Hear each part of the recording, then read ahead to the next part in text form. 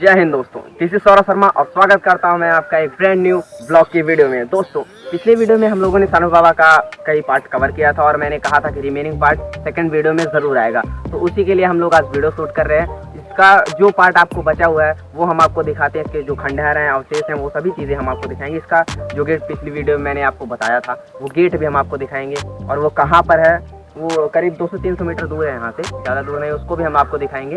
और कुछ जो इसके पार्ट हैं कहीं दूर हैं उनको भी हम उसकी वीडियो कैप्चर करके आपको दिखाना ज़रूर चाहेंगे। तो चलिए इस वीडियो को शुरू करते हैं।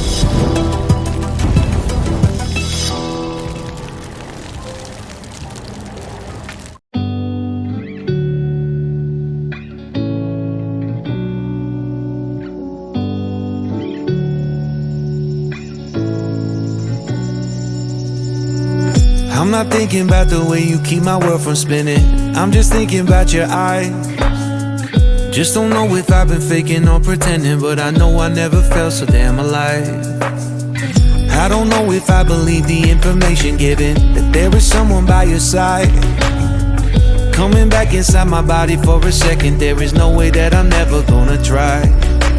Hello, where you at, where you been, tell me everything about you, go. तो जैसा कि आप अभी देख सकते हैं, हम लोग जा रहे हैं उस खंडहर की तरफ जो उधर सामने आपको दिखाई दे रहा होगा, वो सामने है। उधर हम लोग जा रहे हैं अभी और आपको आगे चल के दिखाते हैं कि वहाँ पर क्या है।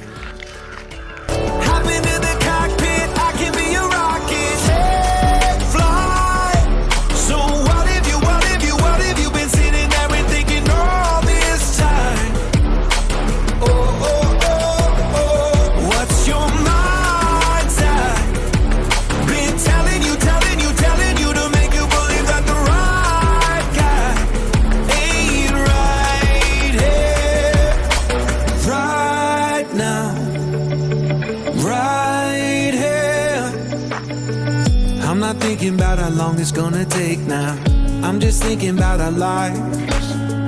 You and me just laying blankets on the beach, and then at night I'll sing your favorite lullaby.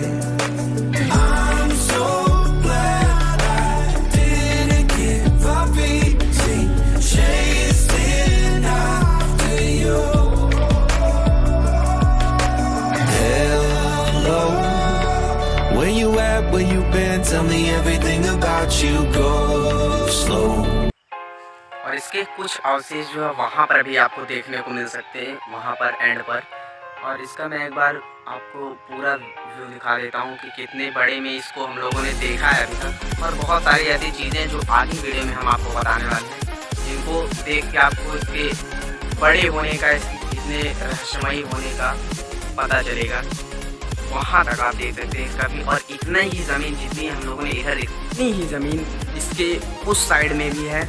और दोनों साइड में क्या, ये चारों तरफ से बना हुआ है।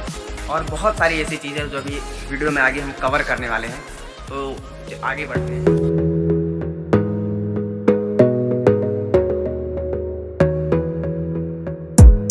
Gotta focus on yourself, on your faith, on your dreams, on your mind, on your health, yeah.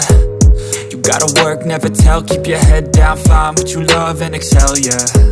Ya vi que estás aquí. तो दोस्तों, जैसा कि मैंने आपका यहाँ का पूरा व्यू दिखाया, और अब इसकी मैं करने जा रहा हूँ डिटेलिंग। क्योंकि डिटेलिंग पिछले वीडियो में मैंने एज अ सानूर बाबा पर्सपेक्टिव करी थी, और इस वीडियो में मैं डिटेलिंग करने जा रहा हूँ एज अ भार। क्यों इसको भार शिव नागेश्वर मंदिर बोला जाता है, क्यों ऐसा लोग कह रहे हैं कि यह भार शिव नागेश्वर मंदिर है।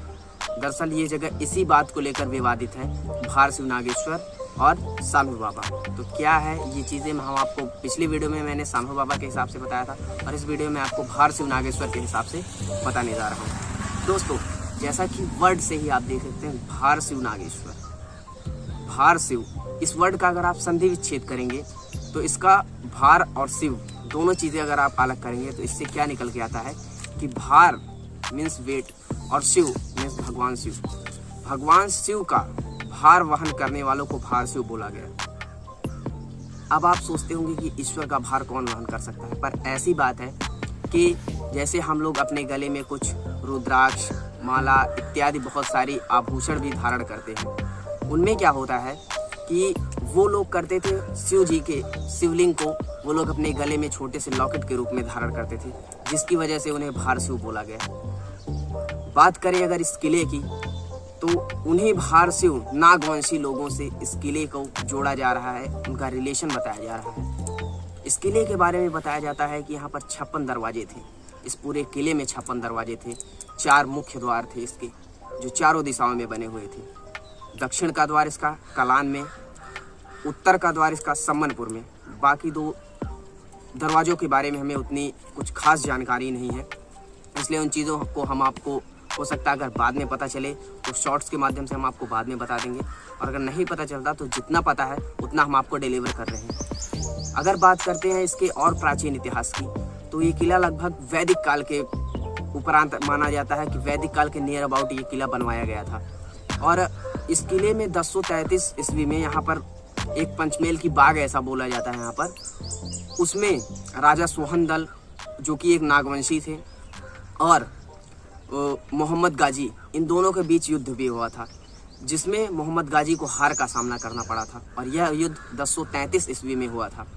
जैसे कि यहाँ पर अभी पिछले 2-3 साल पहले की, मैं 2 साल पहले की बात करता हूँ, तो यहाँ पर खुदाई की जा रही थी पेड़ लगाने के लिए। जैसे कि आप देख सकते हैं काफ़ी जंगल है, और अभी भी इसमें पेड़ काट दिए जाते हैं, तो जो पेड़ सूख जाते हैं फिर टूट जाते हैं, उनके स्थान पर नए पेड़ों को लगाया जाता है। तो उसके लिए जेसीबी द्वारा खुदाई की जाती है। तो उसमें बहुत सारी ऐसी बड़ी बड़ी हड्डियाँ और बहुत सारे ऐसे खोपड़ी आदमी के ऐसे बहुत सारे अवशेष मिलते हैं, जो कि आज के ह्यूमन की तुलना में काफ़ी बड़े और विशालकाय होते हैं। तो जिनसे आप अंदाज़ा भी लगा सकते हैं कि पहले के लोग कितने मजबूत और कितने बड़े बड़े हुआ करते थे। ये चीज़ें आपको इनसे पता होनी चाहिए।